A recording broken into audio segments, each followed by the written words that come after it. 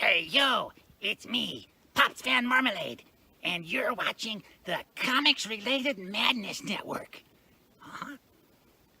So come get some. CromCon. CromCon. Hey, we want to shout out to our sponsors, Daytona Beach Comic Con. If you are a fan of comic books, if you're a fan of comic book conventions, and if you like meeting comic book creators and getting comics and comic-related stuff, then you need to make your plans to attend Daytona Beach Comic Con. This year's show is September 7th and 8th. Silverline will be there, so you should make your plans to be there too. We'll see you there. If you like comics and find yourself in the Orlando, Florida area, doesn't everyone come to Orlando at some point in time to see the House of Mouse? But when you're here, you need to make it a point to visit Coliseum of Comics, especially the one on East Colonial Drive. They carry Silverline Comics, even a limited edition Coliseum of Comics version of our comics. So, when you go, be sure to ask for Silverline Comics and tell them we sent you. OCD stands for Orlando Collector Deviants. OCD, Steve and Trish, they're a family of geeks who promote geek things, particularly those around the Orlando, Florida area. They're big supporters of Silverline, and we think you should be supporters of theirs too. Go give them some love. If you are an independent comic book maker and you need to get your independent comics made, you need to look no further than Kablam Digital Printing. They print our books, and they do a bang-up job. They're not only trusted by Silverline, but many, many independent comic book makers. Head on over to kablam.com and see for yourself just how easy it is to have your comic printed by them. And tell them Silverline sent you. Hi, this is Tim TK, host of That Silverline Show on Tuesday. Join us at 11 p.m. Eastern, 8 p.m. Pacific every Tuesday night as we discuss pop culture and the joys of making comics. Hi, I'm Barb Kilber, co-host of Silverline's Wednesday Wham. Join us each Wednesday night as we discuss comics, literature, movies, and anything else that may catch our attention. I'm Roland Mann, and I host Silverline's Silver Sunday. Join me every Sunday at 8 p.m. Eastern as we make mine Silverline.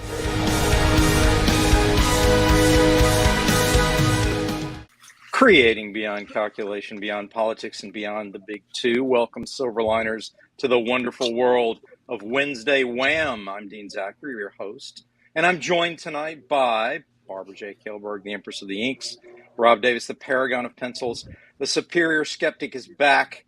Yes, by popular demand, Aaron Humphreys is back with us tonight, and we're also joined by the graphite gunslinger himself, J. Bedwell. Welcome, everybody. How are y'all doing? Doing good? Doing good. Yeah? Good. Wonderful. Ready for our sequel to the very popular episode tonight where we talk about covers. I titled tonight's episode, Take Cover, as the part 2 of Cover Me, and we've got some fantastic art to review. Aaron's going to function primarily as our producer by screen sharing a lot of these. That's why they really wanted me back. It wasn't because of my wit or charm. No, it was just so you can push buttons. That's right. Wit? Just push Charm? You have those? Yeah. I told you about this, Rob. We talked about this. They talked off screen, folks. We have a deal made. The old timers is kicking in, man. Yeah, it happens. My father calls it too. It's Alzheimer's. It's Alzheimer's. Yeah. But one of the things that's really cool about comics, as we all know, just to set the table, is the compelling nature of those powerful, unforgettable covers. And just to get started here, some of the mainstream covers that are considered top-notch that most of us know or have heard of go back all the way from Action Comics #1 with Superman, lifting the truck, to Amazing Fantasy #15 with Spider-Man swinging into the scene, and of course Batman and Detective Comics #27. But also in more modern era, we have the X-Men #1 cover, the fold-out cover for 1991's X-Men #1 by Jim Lee. That's a classic. Another one that comes to mind, I think John Romita Sr.'s cover to Spider-Man #50, Spider-Man No More, where he turns his back. Spider-Man's back is turned to the camera, and Peter Parker in plain clothes walking forward. So anyway. And the suits in the trash can. And the suits in the trash can. Yeah, see, iconic. Even Quentin remembers that one too. Mm-hmm. So that's a good thing. But what we're going to discuss tonight is what makes these covers compelling and unforgettable, and also the formats of these covers. We like to categorize when we analyze, and one of the ways I do that is giving these formats descriptions. So we like to discuss things in terms of, is it an action cover? Is it a character pose? Is it a movie collage? Those are like some general cover? ideas. Is it a big head? Floating head or, cover? Yeah. Floating head Yes. cover. A lot of those, a lot of the floating heads were started by the epic and classic Star Wars poster with Darth Vader's head in the background, although it did exist before that. That may be the most memorable one. Remember the borders they used to do with Marvel? They would do the borders around the comics with the heads. I think that was for something specific. Yes. Like I think it was for a certain storyline or something. They used to do that. Yeah, George Perez did that a lot. Yeah. Yeah. Oh yeah, yeah. And then there's covers that for a while there, after I guess 90s and 2000s. The publisher stayed away from having a lot of copy on the cover, ad copy, but that was always a charming aspect of covers to me. So some of these have copy added and some of them don't have taglines. Aaron, anytime you want to just start grabbing covers and sure, putting them up for us. Okay, so this is, let me see here. What we're going to do is briefly, we'll check out the cover, and then I'll go around the room and let the luminaries share their wisdom with us on what they think makes the cover compelling. Look at this. Boom, there it goes. This is from White Devill, #1, I believe, correct? And this is the black and white, and then, oh, wait, no, go back. Great. Well, that's your secret page. No one's supposed to see. No, hang on a second. Oh, no. Okay. No, wait. Well, I'm just glad it was Transformers and not something We'll have else. to kill everyone. It's always Transformers with me. Yeah. So you get a Transformers fetish?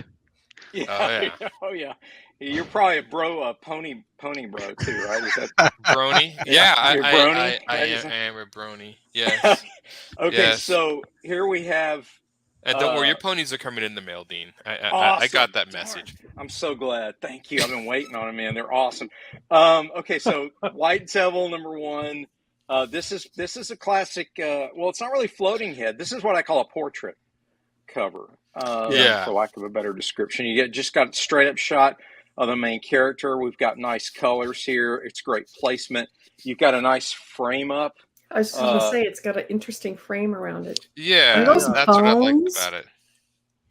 Yeah, it looks like those are bones. Yeah, they are. Yeah, I just zoomed in. It is bones. Wow. Interesting. It's a brave man that puts a frame around a cover, because you really got to get that printing registration right to make sure everything's centered. But you cut off the cover at all. Yeah. I know, it's interesting that he cut through the bottom of the White Devill, which I think is actually kind of cool, but it's definitely different. He's got the bird sitting on the top too of the frame. That is different, because conventional graphic design says you don't put a line through the title, but here it actually works. It doesn't work. It doesn't really. Let me see if we can bring up. It doesn't really interfere with the image. No, you can still read it. You can still read the logo, and that's the key.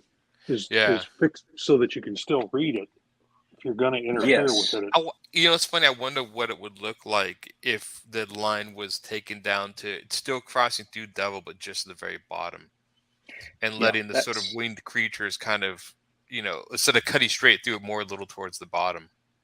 Yeah, because it does seem to be a lot of sort of space between the top of the bones and the top of his head.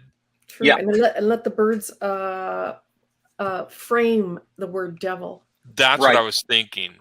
Yeah. I'm not saying it's bad. I was just thinking there seems to be, like I said, a sort of space between the top of his head and the frame, and I almost just want us to come lower, but that's just me. Yeah. No, that's a good observation. Note to self: tell Roland he sucks on White Devill #1. Much love, Aaron.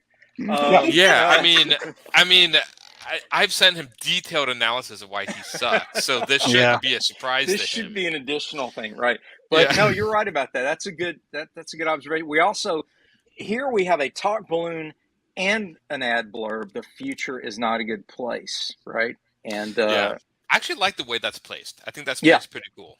You owe me a bullet. That just makes me curious. See, again, we piqued the curiosity of the viewer. We want to pick it up. Talk to us, Quentin. We haven't heard from you, Graphic Gunslinger. Talk to us. Your take on the cover of White Devil 1.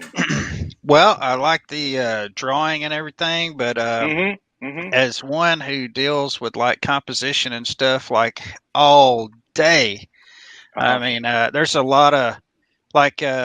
I just do rapid fire here. I think the character should be moved up a little bit more toward the words. I think he should be upsized just a touch.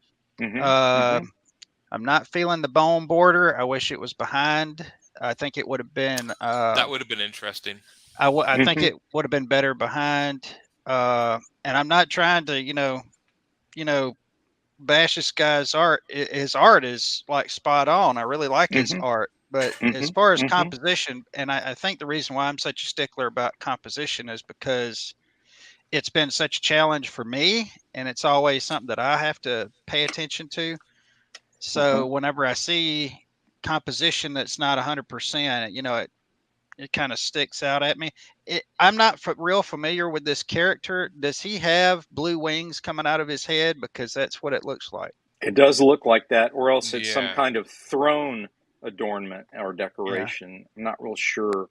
That is an interesting observation, though. I tend to agree with you. He could be upsized a bit, and the border going behind instead of in front might have been less distracting.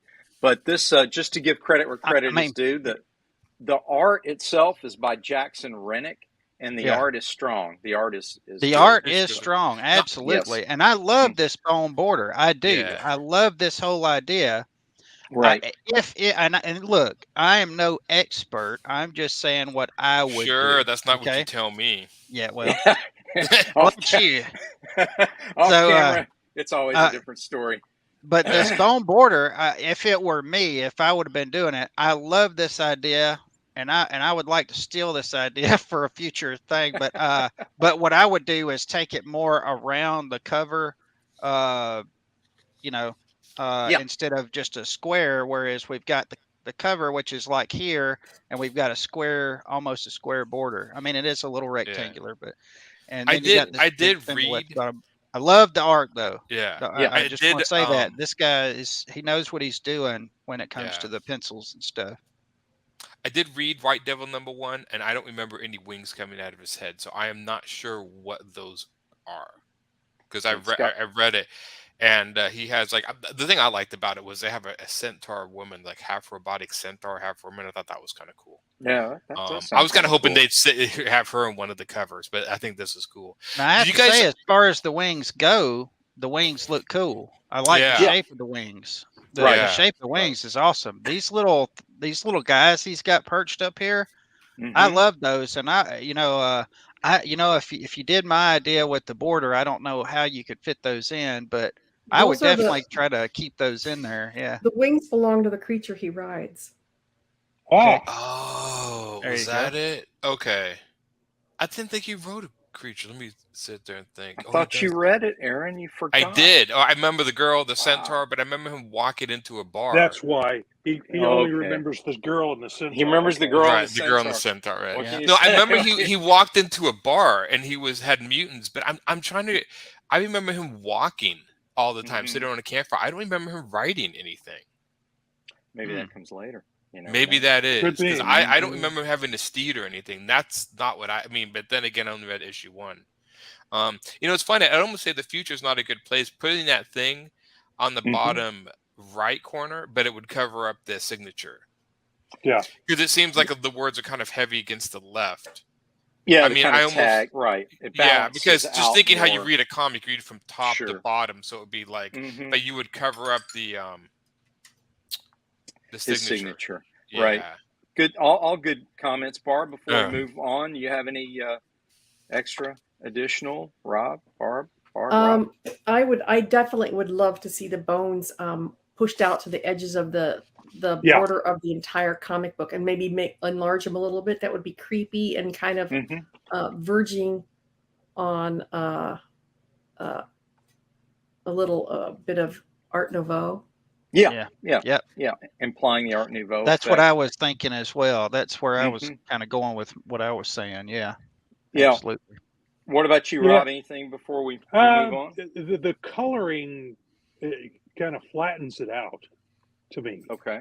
That blue is a little too bright. So, I mean, that may be the color of the creature. I don't know. Yeah. But I think that needs to be more muted. And I would almost put a heavier line around the character himself to make him come forward a little bit more. But I think that wouldn't be necessary if you pulled him closer to the viewer, to the camera, and maybe even had the top of his head overlap Devill a little bit to really pull him like forward. just the very top, like the bottom of just the like feet or just like something. a little bit of just a little bit of his head overlapping the Devill part. I think all that whole image, which is great. I like it, but the camera needs to close in just a little closer. It needs to zoom in. Right. I think that would have helped it a lot. Good call. It still looks cool. I mean, it still looks great. I like it, but I think it could have been improved just a little. Yeah, and these are minor critiques to either way, what's already there. I think this would be noticeable on a shelf, though. Oh, I mean, the colors here that we have. I mean, I think that it would go forth and do what it was created to do. You know, so I'm not saying that at all. I'm just giving minor, observations. And I would definitely pick this up just because of the uniqueness of the frame and the head and stuff. Yes. And also just that idea that you have somebody looking at you. I mean, the eyes are looking at the viewer. And I mean, it's kind of like the idea, like viewers connect with eyes and art. You look at the eyes first and you're directly connecting with this guy's face. I mean, even at the little dinosaur thing at the bottom, definitely the guy above. You're connecting with his eyes, which always catches people's attention. Yeah. So, portrait covers are strong. The next one, we're going to move on to, I believe, this one with I don't have the obsoletes thing. I don't have. I was looking and I just have this one. I don't have. So I mean, critiquing the drawing, but I would almost be curious to get the critique with the obsoletes cover. That's with the logo and so on. Yeah, I don't have that. That's all right. That's all right. We can just pick this is Aaron's. Where do I start? I know. Yeah. Wow. What a train wreck. No, it's so it's like he's trying to draw like people. Hey, is that Starro in the background there? Yeah, little. Wow. No, actually, okay. The first thing that strikes me about this is I like the to colors, push my audience. Colors. This is good. A tentacle cover. It's always a winner. Reason, every time I think of aliens, I just think of tentacles. And I guess my idea behind drawing this was thinking that the creature is this huge creature underneath the ground that's coming up around him. I don't know. Again, I had to fit 3 people on, and I was thinking, well, the best way would be like this sort of circular triangle. Yeah, we got the triumvirate there. Yeah, we do. The triangle thing. Because I thought of them standing side by side, but I really wanted some action scenes.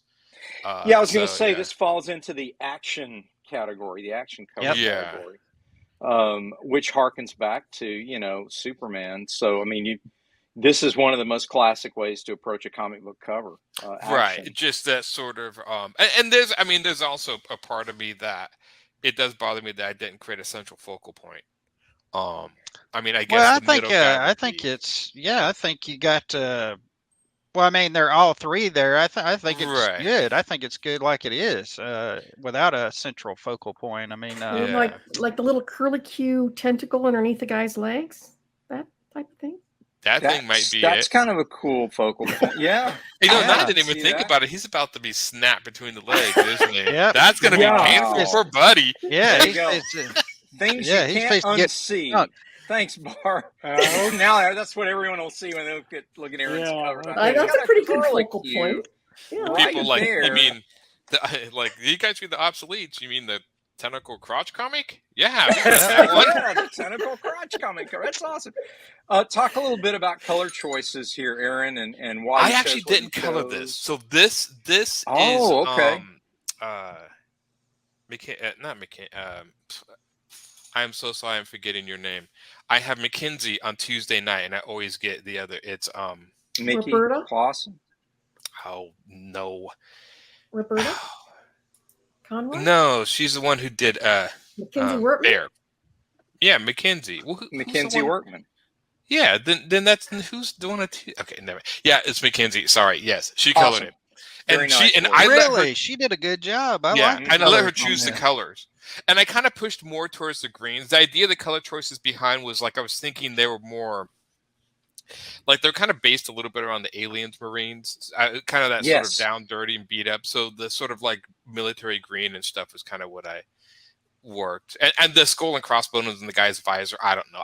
I always liked, especially in a lot of the Marines, especially Cameron's Marines, they would decorate their armor with their helmets and stuff. Yeah, because I just always thought that was like it's been with them a long time. They just kind of uniquely make it their own, and that was the idea of some like why the female has a heart and wings on her crotch area. I don't know. I just thought it'd be funny. I was just thinking that's something. Why not? She would do another that, crotch reference. Another, but she does right there. There you go. Yeah. Oh boy, it's going to be one of those nights. It's It's going to be known as the crotch cover. Yep. It is. It is. I think though the eye movement's good, composition's good. Aaron left room for the title at the top, which a lot of us have to be told. Don't fill up every single. Don't fill up the whole page, and even like at the bottom here, you always forget that they could put like, and I think he put some logos. I'm kind of rearranging my room right now, so I don't have the comics on hand, but I think he did put some, he had the guy with the skull saying something, which is pretty cool. I was going to see if there was any kind of call out. Yeah. There was a call out. Okay. And I always forget to sign my artwork, so I apologize. It's a habit I have. I don't know why. Well, we can't believe that because of your ego, but I know. The tag on that should have been game over, man. Game over. Yeah. With your, your Marines from Aliens reference. That would have been cool. Yeah. I like it. Overall, powerful cover. You want to pick that up. I mean, for the bragging rights to crotch cover reference alone. Just the crotch cover. But I love the colors. I actually really like the fact that she chose purple for the tentacles because it's such a cool color. It contrasts everything, so it helps. Yeah, it really does. It just pops them out. Yeah. She knows her color theory. So I really like the colors, the composition, all of it. I mean, everything is well balanced. And, this highlights something because we were looking at this without any of the text on it. Is, a lot of people don't realize just how challenging it is between doing a pinup or doing a cover. Yes. Because when you do a cover, like he's got this empty space up here for the logo, man, it's like when you're drawing a cover, you like, man, I just want to put something in that area, And then on the other hand, though, if you do put something up there, it's going to get covered up. And I don't know about y'all, but I hate for my stuff to get cut. Or covered up. Yeah. Right. But I mean, it's the name of the game, but I'm just saying, you put something cool up there and, You know how I solve that, Quentin? I always solve that with debris, my friend. Debris. Yes. Floating debris, ashes, floating snow. Debris. Yeah, there you go. Fragments of something. Cheap it doesn't even matter. Floating rocks. Just because they look cool. What, Barb? What are your thoughts on this? Oh, this one? Yeah. Well, I think I've already said I like the tentacles, and we got the tentacles and crotches. What more do you need? I mean, it's kind of a win-win. It is a win-win. Rob, anything before we move on? No, I can't. My problem is I've got my close-up glasses on, and I need to put far away glasses on to see this. But it seems without my glasses on, it seems really busy. You need a monocle, Rob. Yes, I do. One for each eye. Oh, here we go. There they are. There you go. Yeah. Okay. Yeah. Yeah. It's really, really busy. That's the one thing that I tried to minimize the most, because and it needs. I would say it needs more black. You know, spot your To black. make it pop? That's a trouble I have too, is spotting blacks. So so things pop a little bit, and it's really busy. But the tentacles really stand out and help you get through the flow of the cover.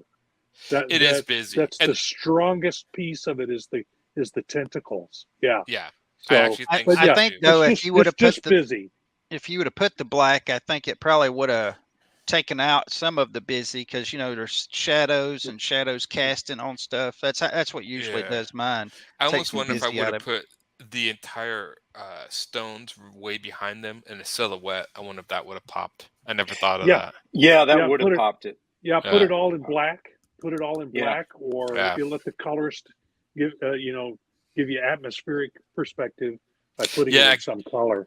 Because when I was doing this, the characters themselves are a little busy because of the armor. I try to tone it down and keep it. But when you combine them together, you're going to have a lot of bolts and nuts. Yeah, a lot of stuff going on there. Yeah. But I understand that. And of course, a lot of times the logo coming in will make things pop as well, because you get that big beige area at the top, which kind of pulls you away. But I think if the logo were in there, I think it would get rid of some of that busyness. Yeah. Strangely enough. But that is part of your charm, Aaron, is that your stuff is more. It's crowded and busy, but not necessarily in a bad way. But your style is like that. You know what I mean? It's got that quality to it. So I wouldn't want to do anything to change the look of the style. I mean, itself. I'm not like Jeff Darrow busy. I mean, he's busy, but in a good way. And he amazes me because you can still read everything. That's what blows me away. The amount of stuff and you still read it. I'm like, okay. That's a trick. Perez is another one. It's like you can still read the guy. And I'm like, okay, you got magic hands. We got a couple comments. Royal Airship says, "Have a great show. I know you will. You're all too good looking not to." Oh, well, thank you. All right, thanks, Royal Airships. Bill Leon says, "Sup, Silverline crew." Hi, Leon. Oven Reyes. Hello.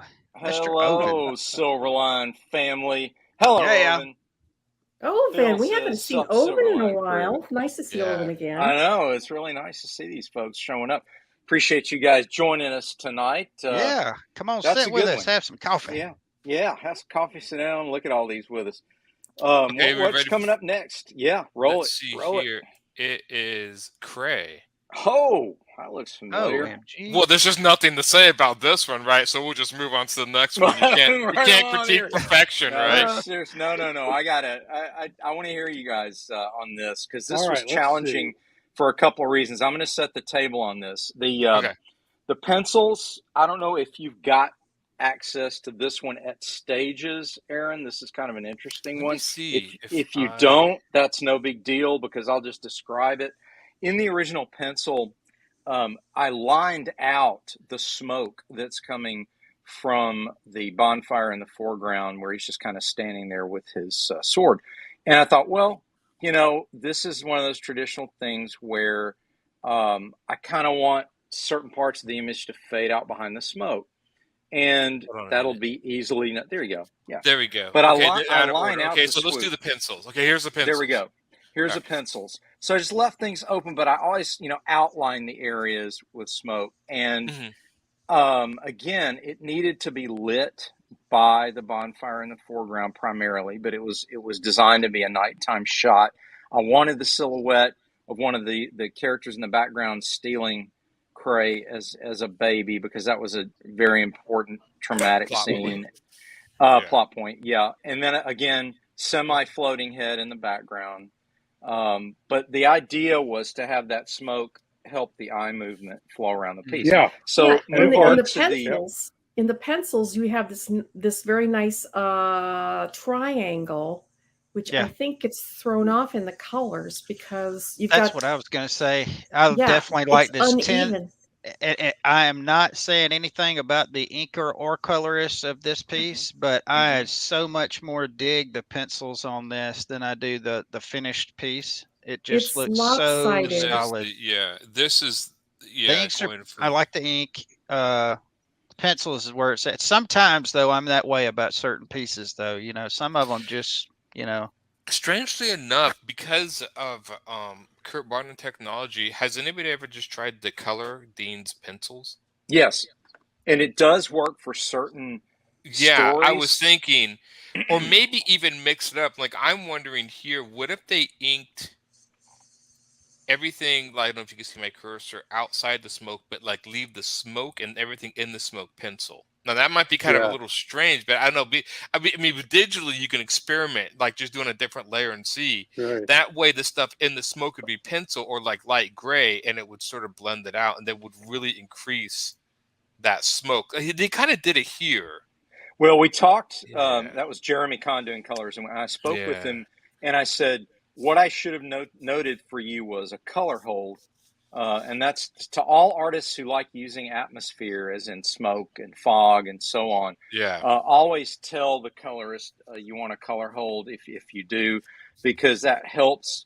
What that means is it just the lines go away. They go away, and they're just used as guidelines. Now, I think because Tommy left it in with the inks, that's why there were some question marks there. But once we established the fact that I didn't want the smoke delineated, that it was just supposed to be there as a subtle element, then it started to come together again.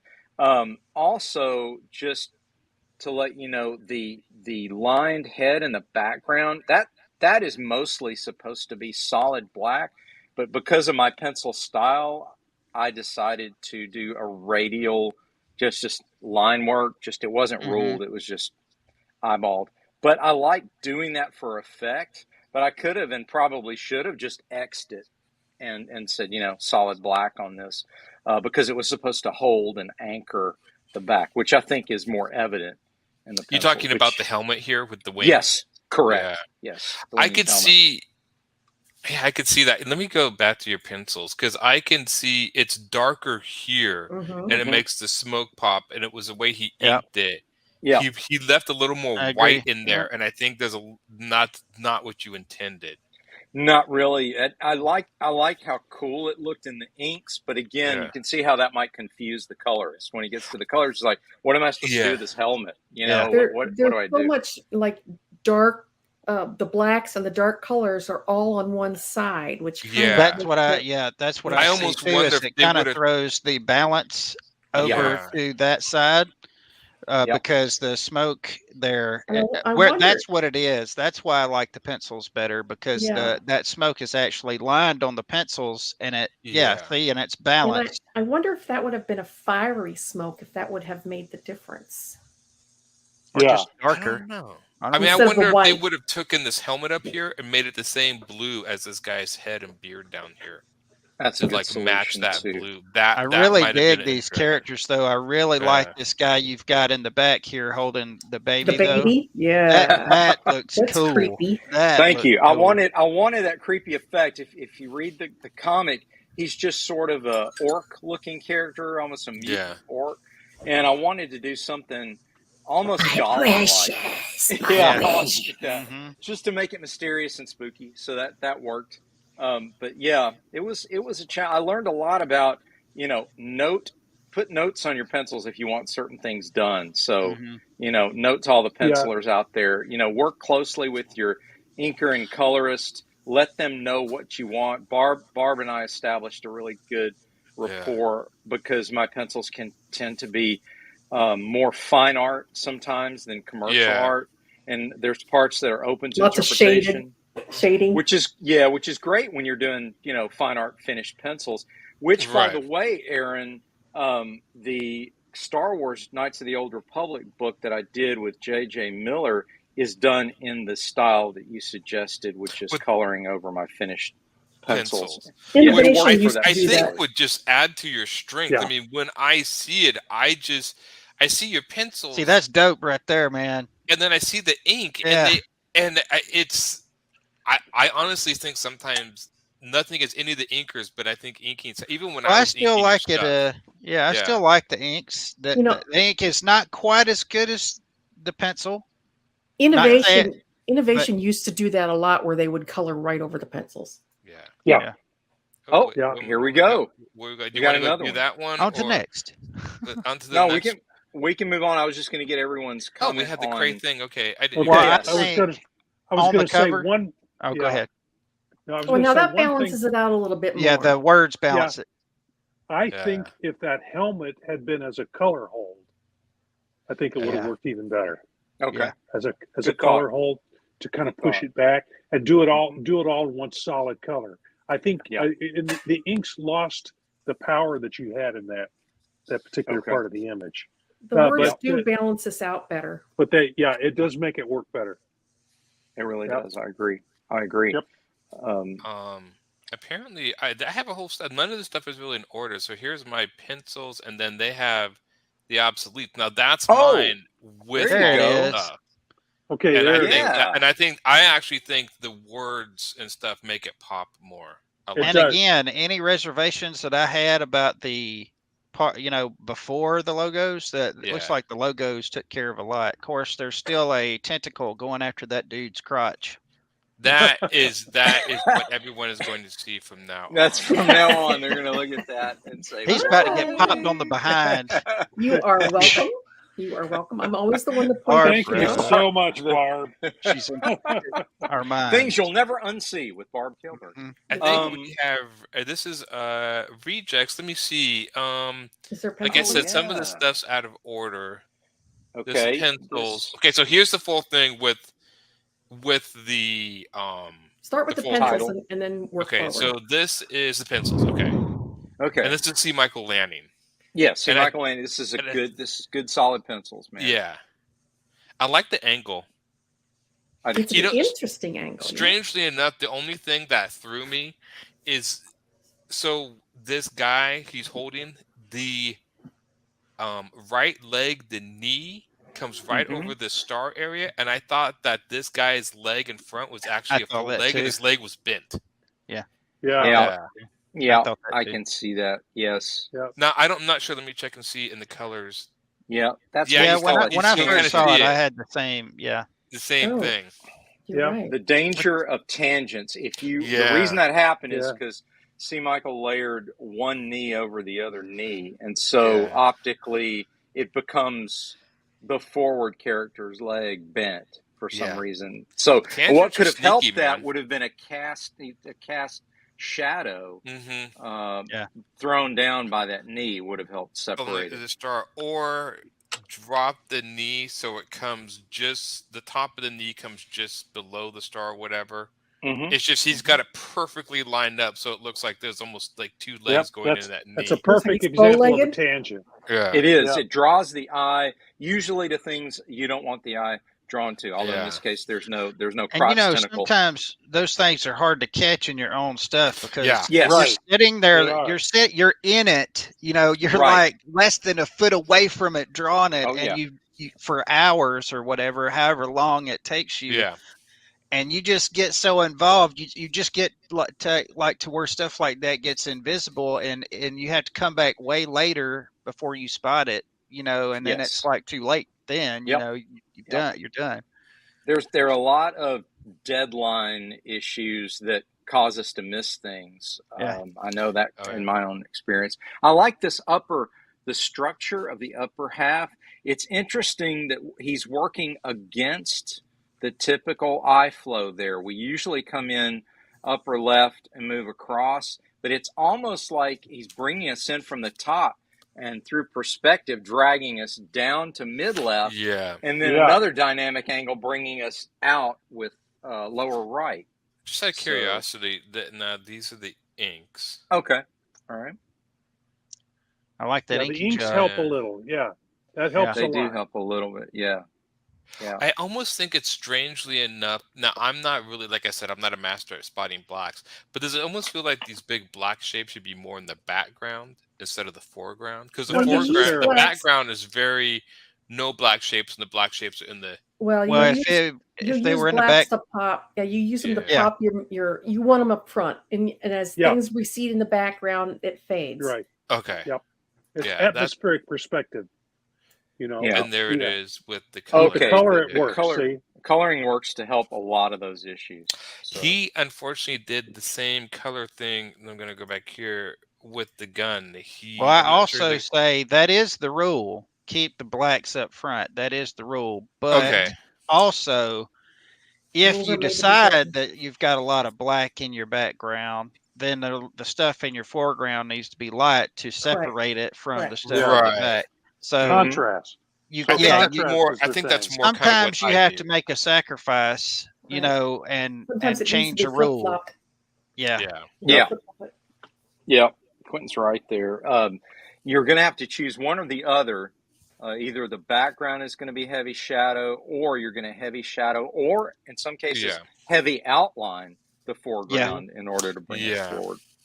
But the general rule is blacks up front because that'll take that'll lasso somebody's eyes to it, and the rest of the stuff will be just tertiary. So strangely enough, the back color blue of this gun goes straight to this guy's knee. I don't know if they have a chance to change that, but you see how that gun looks like it's connected to his knee, and that was just unfortunate choice of colors, exact same color.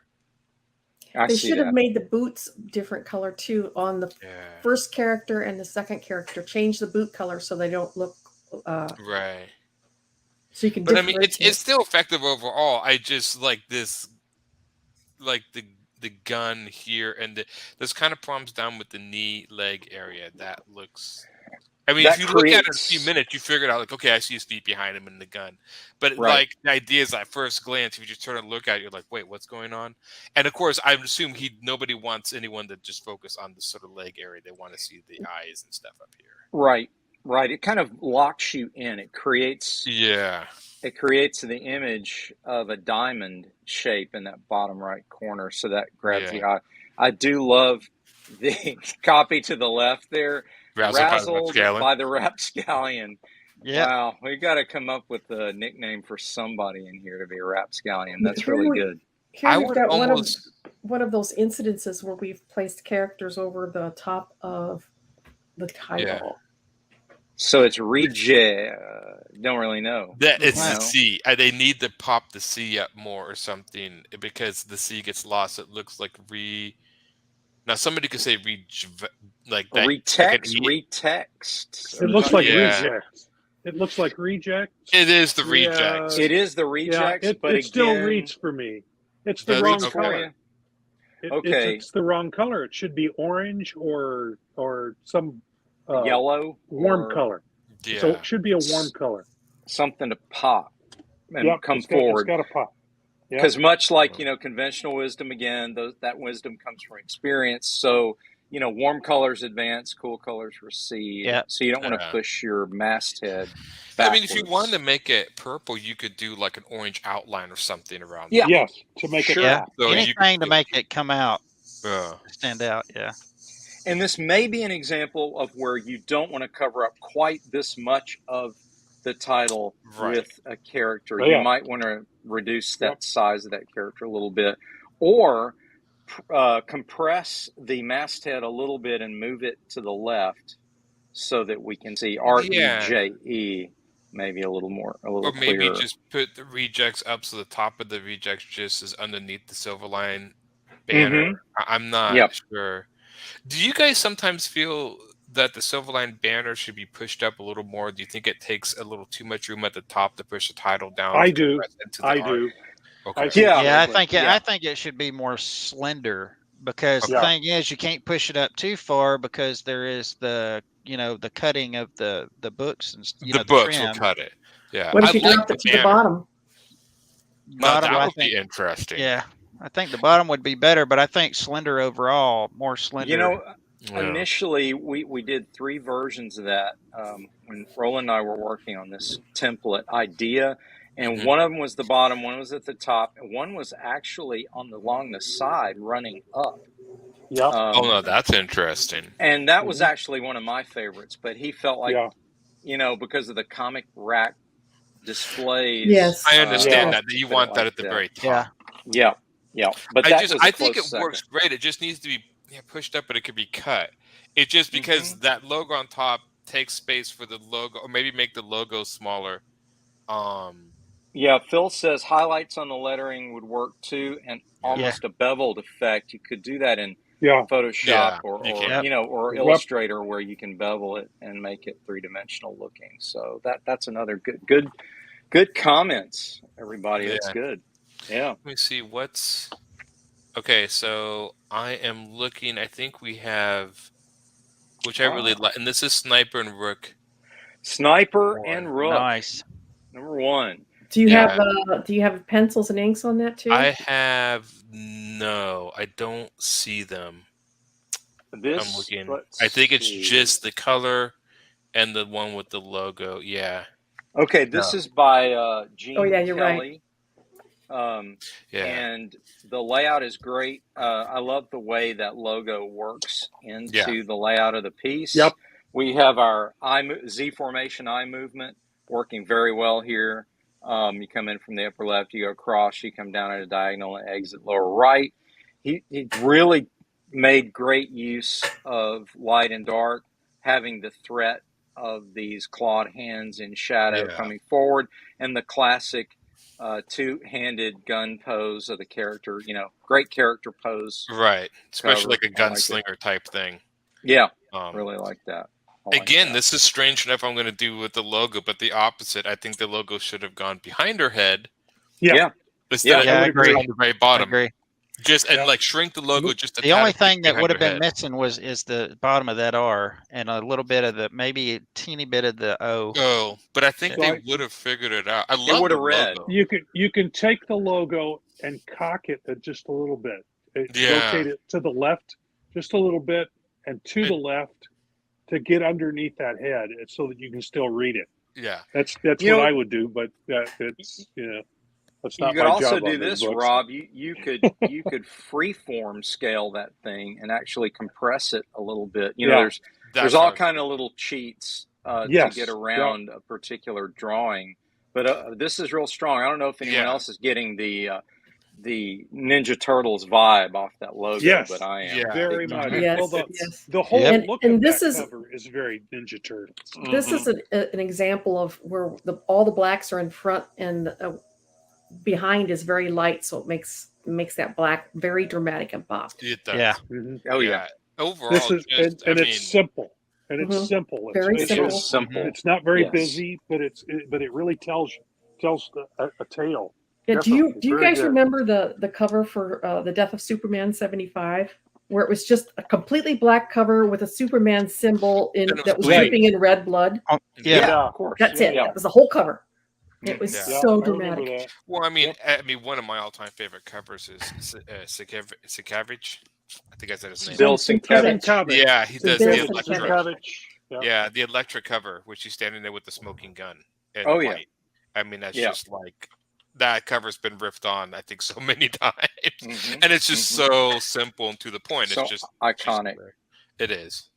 This also would serve as what I would call an iconic cover. Yeah, it's very powerful because of the use of shadow, the use of drama. It's almost like you opened the wrong closet door and there they are. There they are. Yeah, and there's your kids. Yes. Yeah, we're hungry. No, I think that really works, and I like the fact that the dynamics are also emphasized by the shape of the lighter background. You know, I mean, most of us would have said, "Yeah, well, let's do it's a doorway, so it'd be more vertical." But no, they threw it at an angle. It's skewed. Way, very noir. Drama. Yeah, very noir. I like it. Add some drama. Yep. Yeah, not much critique on this one. It's almost all. I like it's cool. She's got this really awesome 1911, and then she's got this like laser gun, like a ray laser gun. Yeah. That's cool. A blast. Not really. And then she's got an amulet in the center, which it's almost like a magic element. So you got you got like the shooter, and then the fantasy, and then the sci-fi. Yeah. And then the claws. The claws give you the horror element. So you got a little bit of everything on the cover, that's right? Cool. Wow. I think they fight aliens. I think in this book, at least, I think Sniper and Rook are fighting aliens. Do we have the blurred version that we can look at? We have. Well, I remember John without Medic the talking logo. about this, and he said that they go everywhere and do everything. That he can do whatever he wants to with this. That he made it to where it can be anything. And you talked to John about this, or I've seen him in interviews and stuff about Sniper and Rook. And whenever he's been asked, what kind of book is it? Is it sci-fi? Is it fantasy? Is it? And he said it's everything. It's multi-genre. Yes. Yeah. The answer is yes. Yes. Yep. It's awesome. I love it. Well, that shows it right there. Just those 3 items. Yeah. And then we have this one, another Dean cover. Oh yeah, remember this one? Oh, well, the challenge here was I was told by the Wizards of Wordplay, Rory Boyle and Scott Wakefield, to illustrate their lead character for Steam Patriots, and he told me a little bit about the storyline, and it was I was actually told to create an engine type machine. And so I used the flag of the era, the engine style of the electric generating machine on the front of this wagon, and then I wanted that iconic young hero. He's a little older than he is in the book, but he's supposed to be like a teenager in the book, right? If I remember but this, I was like, 14, 15. I'll make him a little older, a little more heroic. But because I wanted to load him up with muskets and all the cool weapons of that frontier era, right? And went kind of overboard with it. I think I even gave him like a 5 o'clock shadow, and Scott was joking like, "Man, you used me for the model and everything." And I'm like, "Yeah, man." But this was fun. The challenge again was, how do you keep the elements separate and without it being too busy? Which I would have changed a few things now. I think I would have had the bottom half of that mechanized wagon just sort of fade into a shape because there's so much detail in it.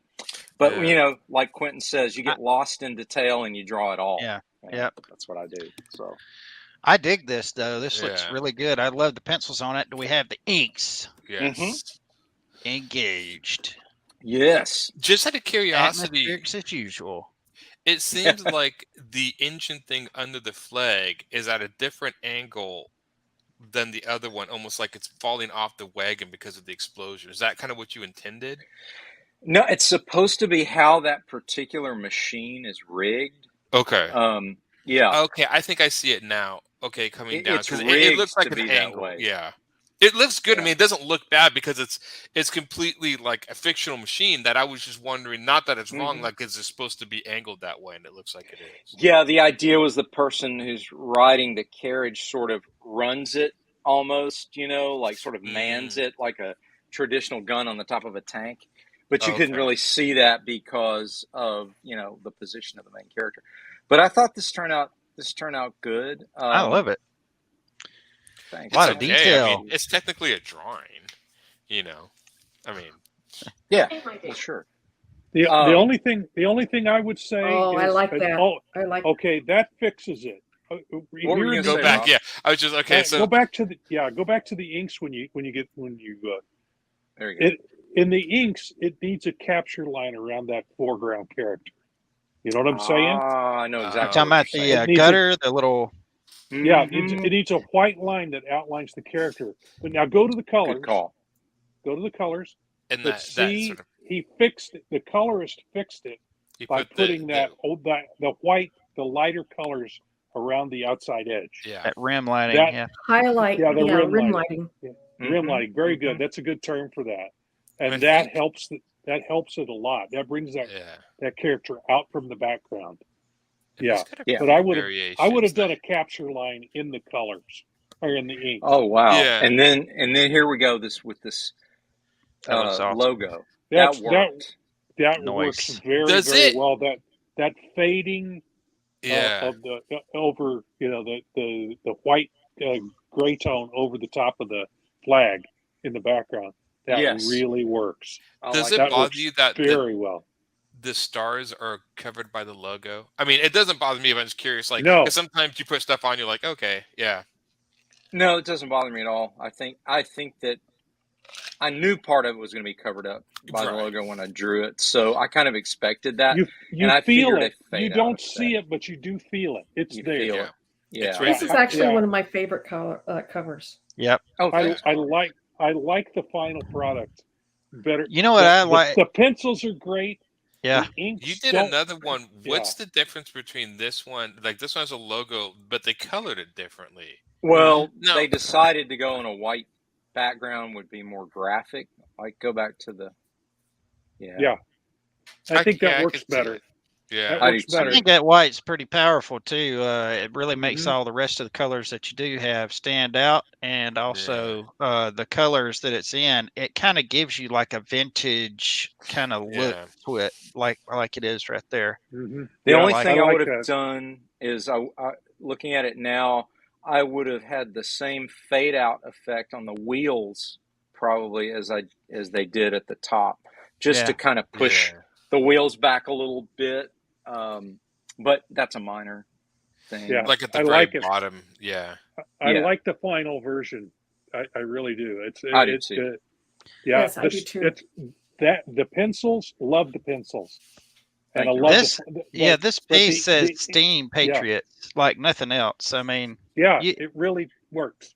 Very well done. Well, thank you. Yeah, round of applause.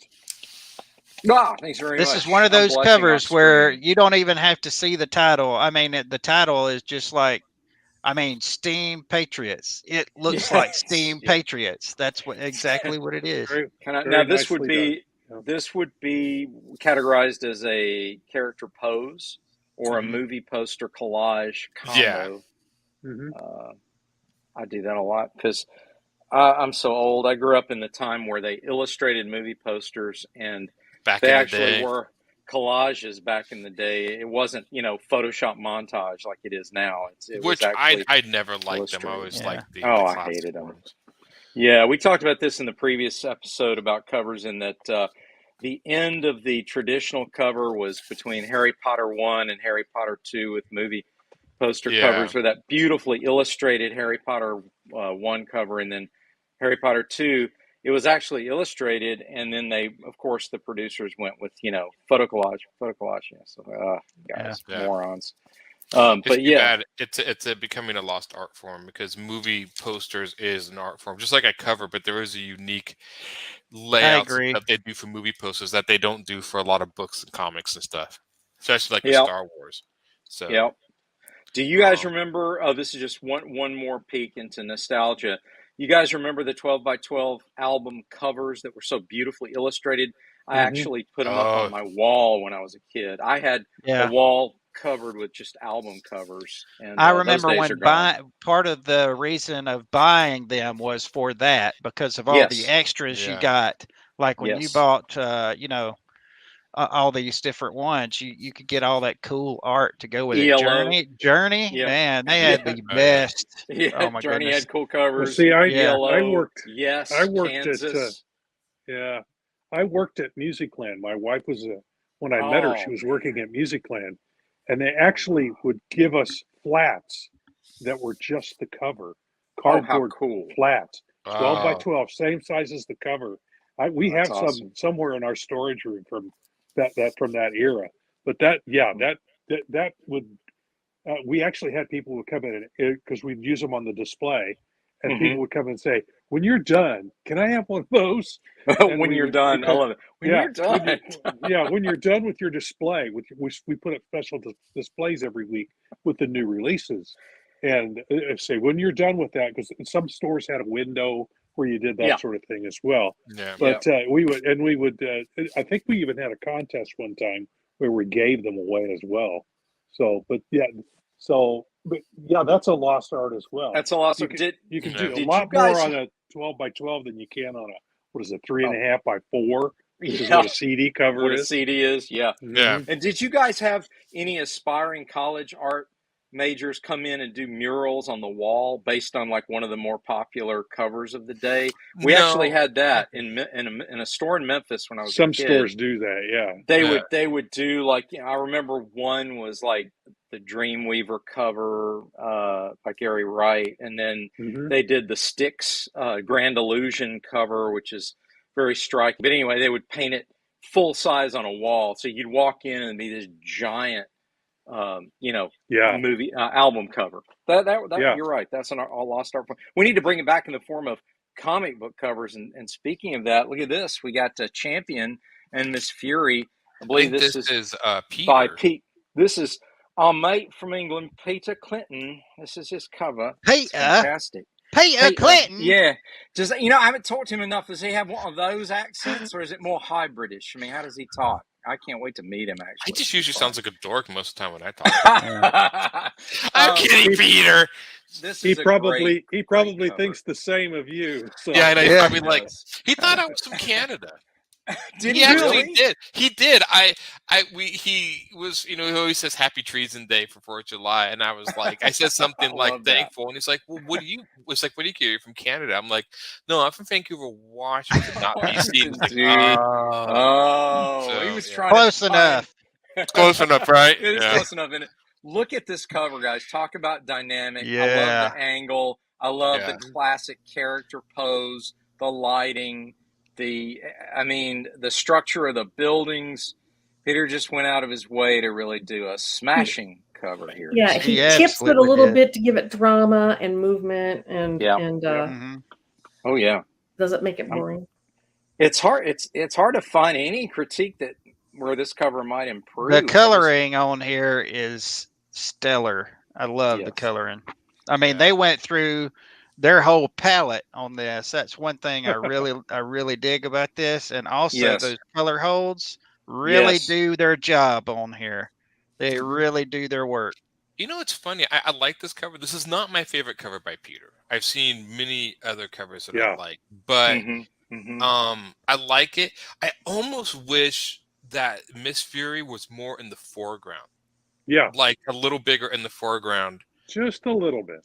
Like maybe shrink down the emphasis around him a little and have her bigger. Yeah, we're nitpicking now though. Yeah, I mean it's a minor thing because her fist, 100%. But her left fist kind of gets lost in him a little bit. But I wonder. I mean, you can see it once you look at it. It's not, but it does And again, if she has blue jeans and she has blue, which even I mean, maybe that would have been. Like maybe his right leg could just be a solid black around her chest area to pop her sort of chest and arm out. But something very simple. I mean, overall, he's, he does. Yeah, he nailed it. That was it. The other thing, maybe going a little overboard on edge lighting on her left-hand side.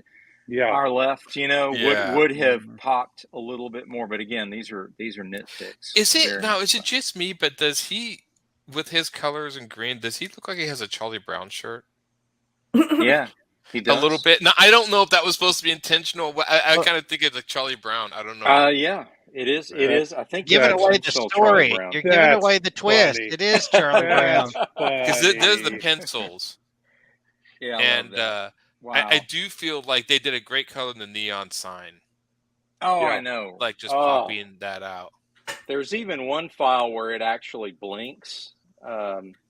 It's really cool. Here's the inks. I'm not sure who inked this. I don't know. Peter maybe inked it. Does he ink his own these days? I don't think or did Tommy do that? Okay. He's inked his own stuff before, but I don't think he's inked this. I don't know if he does. It's probably Tommy then. That looks really okay. Now here we go. See, so when you do a team up cover like this, obviously the old-fashioned idea of having different typefaces for the individual characters to team up, and then you have your little ad blurb there. It's I almost expected a Starburst ad blurb, to go really full on Marvel style with it. But great job there. Everything pops. The only thing is it might be a little heavy. I wouldn't have minded dropping that call out to the bottom right. I don't think I'd be I can see that. And I think, strangely enough, the reason also why that is bottom right is because that's where you turn the page. Yeah. It's like that sort of same idea inside. Like you want to flip the page, the corner of the book there. So you have the call out the bottom corner when you you're like the last thing you read and you flip the cover. Right. That might be an idea. Yeah. It's a cliffhanger effect for the cover. It is. and it works. It works. I think it works just as it is. I think they're trying not to cover up the character. Bringing it down to the lower right, that would cover up his leg and maybe part of her foreleg. So I think that's probably the ideal place for that to blurb. put it that's non-intrusive. Right. And the whole thing does flow from upper left to lower right. So again, it does still pull you to turn that page. So it does. It's a wonderful horizon shift to bring you down where you need to be. I really like this gradient that they've got in the color hold back there. It's like it goes from dark purple at the top all the way down into brown. It like goes with the colors. It's so cool. I love that. Nicely done. I just like this thing, all of it. Yeah. You would, Quentin. Okay, on that note, just kidding. Well, Pete, I think this is Wubba, isn't it? Yeah, Switchblade. I Wubba. Yeah. Man, look at that. Look at that. Look at the that's what we call a good old-fashioned action cover. Yeah. Yeah. Nicely balanced. The action's good. The drawing is excellent. I love doing these types of covers. These are just so much fun. Nice movement. He's got not stiff at all. Yeah. Strangely enough, I very noticed Steranko-ish. His mouth is a little big, and if you look in the inks, it looks like it's shrunk. So he kind of worked a little bit in the mouth. Interesting. I always appreciate it when inkers catch stuff like that. Like, hey, this isn't, and then go in and catch it. Yeah. I keep flipping back and forth because Wubba has such kind of like rough, like his pencils are very jagged, which I like, and then it's interesting to see it. So it's like smoothed out. Now, I'm not sure who inked this. Was it me? But that's got a real Steranko feel to it. No, it was not me. Okay. Yeah. I'm doing him over cat and mouse, but I did not do this cover. Oh, and then you get real moody. Nice. What do you guys get a feeling? Make it sing. And then that's the full thing. Oh yeah, check Good it out. What do you think about the left arm back like that? Do you almost wonder if maybe it would be better if it was more like elbow? Because it doesn't look broken. It just looks like it. I just always think of the old thing, like when you cut off body parts at weird angles, like if you cut the foot off at the ankle, you cut the hand off at the like those weird sort of things. I mean, it doesn't look bad. It's not a bad thing, but I've always that rule in my head is like, well, you cut it off right at the wrist. Like if you would have cut it off like here, that would have been a little better. Right. Obviously, what we see here, Wubba intentionally did that, so it's definitely done on purpose. I think on second consideration, I might have bent the arm and shown another like fist against the moon there, That's what I would have done. Like his thigh is like cut at the perfect place. That's fine. Yeah. That's fine. Yeah. But the other thing, beyond that, it's great. Beyond that, it's cool. I think it's a frame for the moon myself. Yeah, I didn't even notice that. It just was pleasing to me. It just it was I passed the right anatomy. over that. The anatomy is so off anyway, but it's dynamic anatomy. It's not a human being does not look like that. No, but it doesn't need to. Neither did Jack Kirby's drawings. Tom McFarlane made a living off not making his humans look human.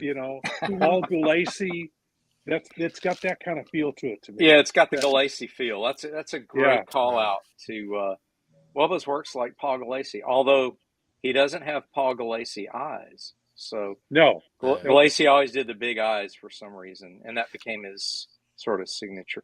But this works very, very well, backlit by the moon. The only thing I would have done with the moon is I would have left it just an open circle and let the color sell it. I wouldn't have done any texture at all on the moon. But not that that's a bad thing. That's just more of a choice. I could also see doing in the color some motion for those knives. I can do that. You know what I'm saying? Do that. Like a highlight, like a white blur, fade or something. Yeah, a blur. Yeah, they did a little something there, but it's not enough to notice. No. Again, nitpicking. Cool. I'm just nitpicking. Yeah, nitpicking. Yep, that's all you can do with some of these like this.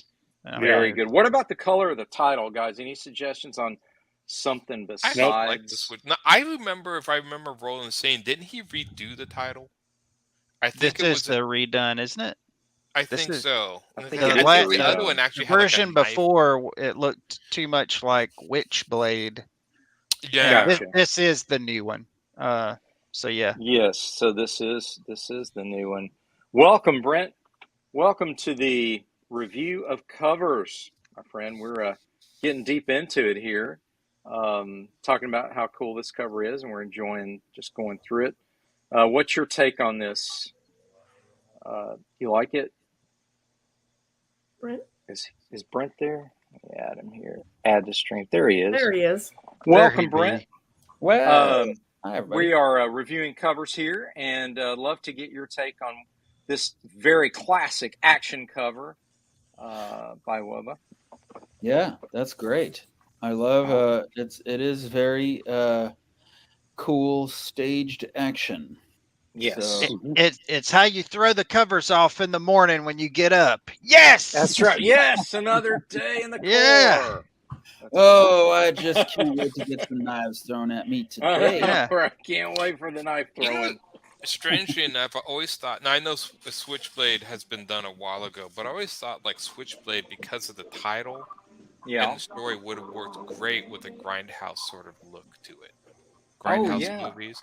Yeah. I always thought like a sort of like with like old faded pages or whatever, because I mean he's called Switchblade. And it has that sort of grindhouse feel to it. I thought, now I'm not sure if the story would reflect that, but I just thought the art style, and I mean, maybe one of these Switchblade covers, you should do like a grindhouse homage, like one of the old grindhouse posters or whatever. That'd be kind of cool. Yeah, that would be kind of cool. I did a cover for this, which we don't have yet, maybe in a future episode, but this was fun to do because it's so simple. The character really is more of a plainclothes vigilante, just carrying those weapons, but it is a more noir style story where he just suspects foul play in his apartment building from some of his neighbors, and he goes to investigate on his own and runs afoul of some other folks. And it, there's not a lot of spectacle to it, so it does lean in the grindhouse lane. Good call.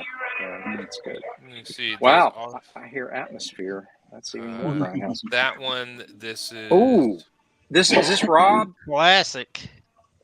Twilight Grim. Check it out. Okay, Rob, get in the hot seat. On a pencil. Yeah, I stepped out of the room for a minute, and then you pull up my cover. There it is, bringing you back. So tell us a little bit about what you were tasked to do for this cover. It's obviously action scene. It's really cool. That is actually taken directly from a scene in the book. Awesome. I love them to do that. So what I actually did was I took that scene from inside the book, put it in Photoshop, played around with it, and then printed it out and at the proper size, put it on the light table, and did that to it. And is this number 2 or 3? I forget. This is Twilight Grim number 3. 3. By that point, I had seen how the logo fit over the characters. The first one, I didn't leave enough room for the logo at the top. Yeah, and the Twilight Grim logo is relatively big. I drew a cover. It's really and big. I didn't realize that. And I drew the Grim, and then there's this huge cross. I'm like, oh, this cool cross. And the logo covered the entire cross. I'm like, okay, well, that defeated the it takes up a full third of the cover. It really does. Yeah.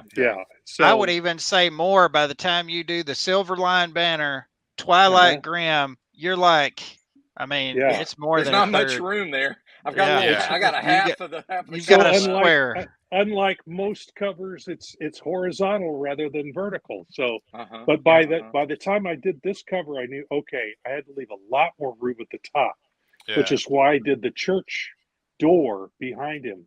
But this is directly, it's directly out of the book, and I played with it in Photoshop. Put the logo on top of it so I could see where it would fit, and then did that. And of course I inked it up, but then also another thing that I had noticed when I was doing the book is I drew that cloud of stuff coming off of his chest. When I did it in the first book, in the first issue, I did it as squiggly black coming up and Mickey did a color hold with it. Okay. And I went, well, that was not my intent at all.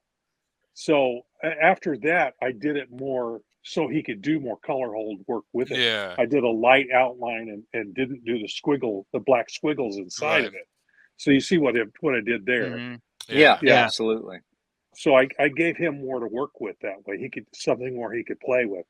So that's kind of back and forth, but without actually talking to him, but seeing, okay, I see what he's trying to do here. I'll give him more room to do what he needs to do. So it's funny. I've always liked your drawings. The only thing and it was just the way I always thought his daggers were too thin. I always thought they were too brittle. I always thought they should be a little thicker, a little more detailed. But that's it. Everything. I mean, that was the only thing. Even in the comic, I'm like, what? They seem very thin, but now like maybe they're supposed to be ice picks or something.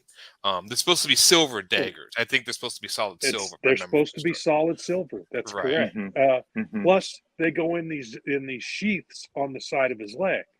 Right. So you wouldn't want a really big wide blade there. No, you would have a hard time.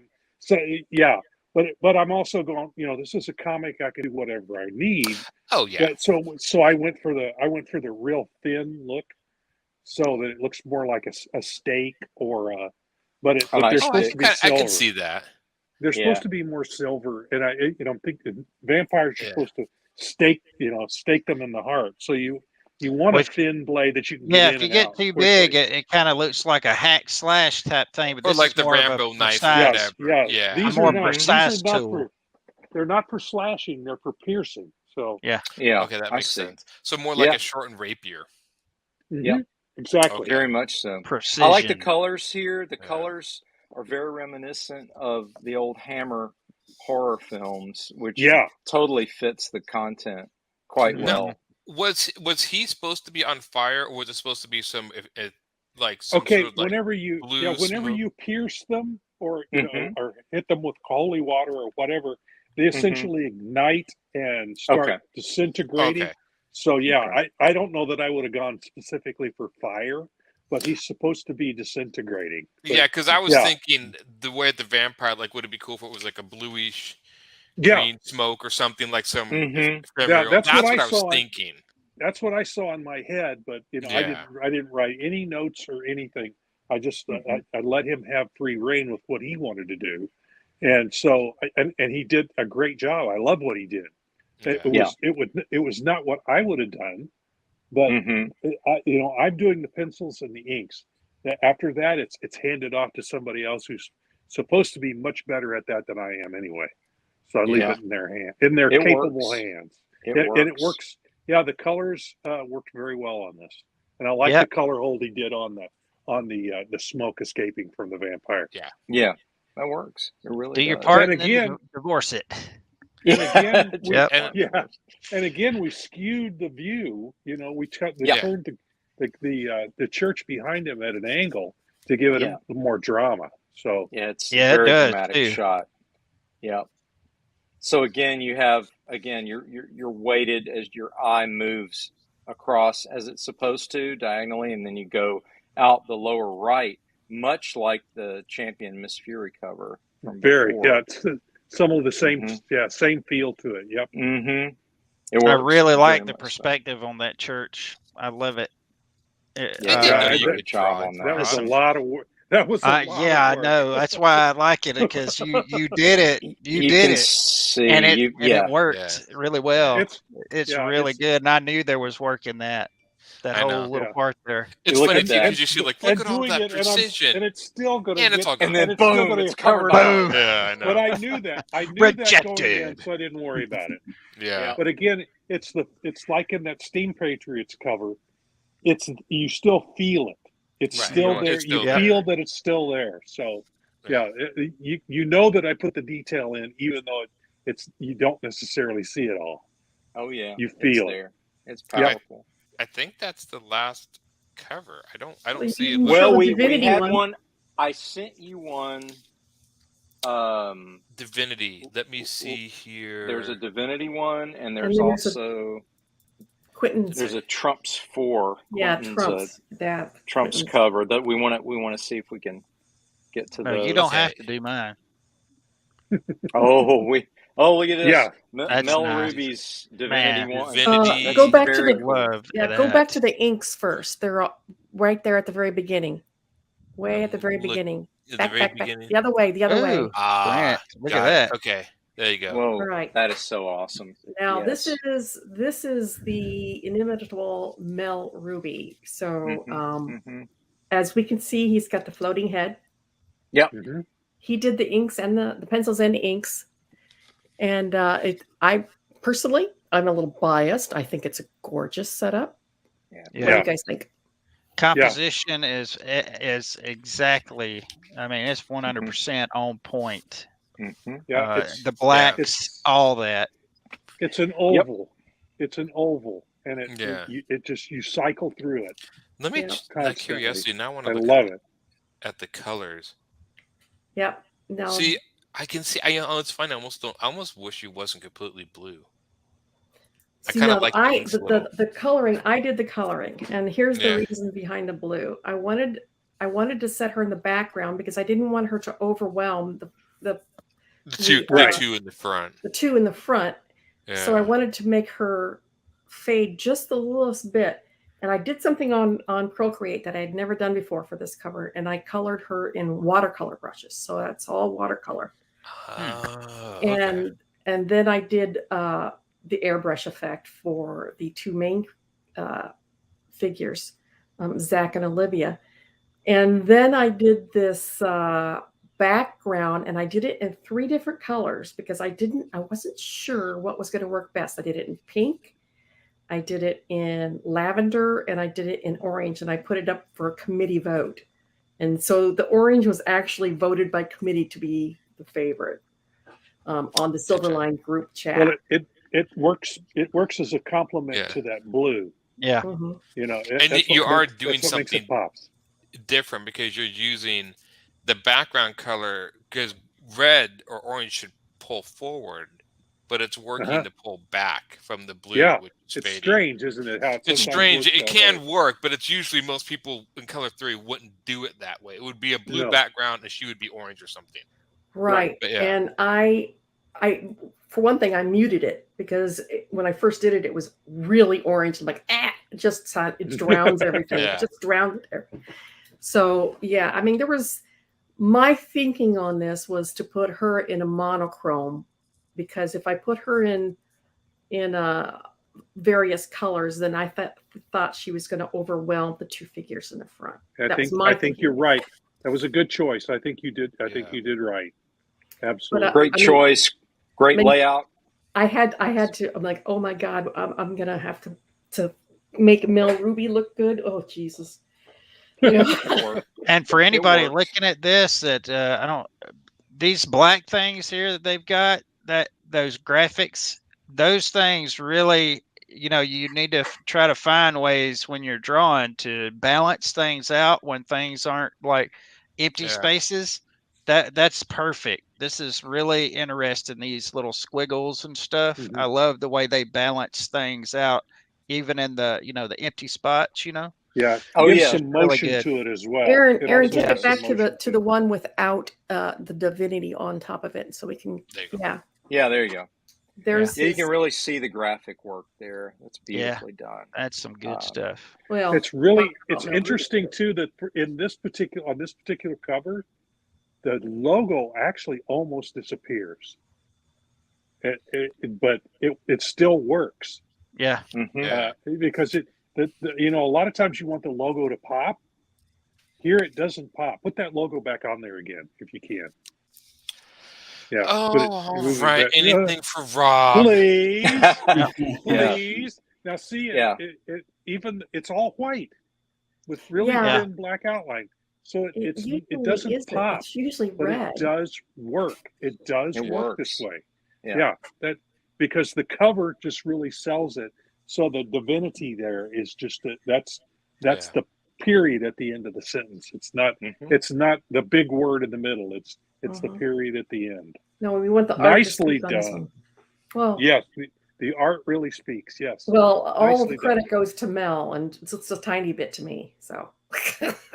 Yeah, it's powerful. I love it. He did this as a favor to me, and I'm like, oh, so grateful. Now, did you say that he penciled and inked this? Yes. And then you colored it. Okay. I just colored it. But usually you ink, correct? Correct. Yeah. Beautiful. Beautiful. Nice. I think we have time, Very nice. Aaron, for one more. Can you bring up the trunks? Yeah, because I got that one is kids just in the bed. that Yeah, one is we're just wrap up. Like Yeah. this nerdy This one. just blows me away, Quentin. I mean, this must have taken you, I don't know, 12 I keep hours asking or him to quit something. drawing my mom, and he does it again. It just over and over. I had a seizure with my ink pen, and I woke up, and there it was. This is just so dramatic. It just jumps right off of the page. Yes. It's almost 3D. It is. It touches every point because you've got content with the storytelling. You've got layout, the symmetrical layout with trump card. You've got the. I love the fact that one eye is larger than the other, so it's still like a living thing almost. It's like, oh no, this thing is alive and it's looking at you, and just it's that punch you in the face horror type of trump. I mean, just look at that. That is just powerful. Love it. Nice work, Quentin. I love it. Thank you. It is. Yeah, this was I was really, gonna color really it too, and then I was like, I sent it over to Rowan. He's like, okay, it's already at Mickey's, and I was like, oh well, okay, because I had like a vision and everything. See, if I know I'm gonna color something, usually I'll do it a certain way, rather than he went through and beveled everything in the back. That's the first thing I noticed. I saw something like he found the bevel tool. Holy crap. It works, but I was like, even me looking at that, I'm like, I don't know if I'd do that much. Especially for Quentin, it'd be like color crayons and whatever. I'm like, somebody color. Mickey is a master colorist. I aspire to be like him someday. Man, I tell you, he blows me away with some of the stuff he does, especially with some of Dean's work that I've seen, that some of the covers and stuff that he does. Oh my goodness. So he makes good. it sing. He really does. Yep. Yeah, that's a beautiful cover. I've inked several of Dean's covers, and he says, "You want to color it?" I'm like, no, I want your stuff to go to. I want your stuff to go to somebody that's. Well, we can't show it, but I have colored one of Dean's before, and I tell you what, I was a little bit scared, like a little intimidated, because I'm not used to. For one, I'm not used to coloring other people's stuff. For one. But two, it was just, it was Dean. It's like, I don't want to mess this up. Funny. I've only been coloring for 2 years, and Mickey's how long now? 30 years, something more like. Yeah, that's crazy. All right, you got to send Dean's covers over to Mickey because I'm not going to touch them. Yeah. And on that note, guys, I think we close on an excellent cover here. We like to close out by saying, what we always say. We want to thank everybody for joining us tonight. Thank everybody for watching the stream. And most of all, we like to say, make mine Silverline. Hi, my name is Sergio Cariello, and make mine Silverline.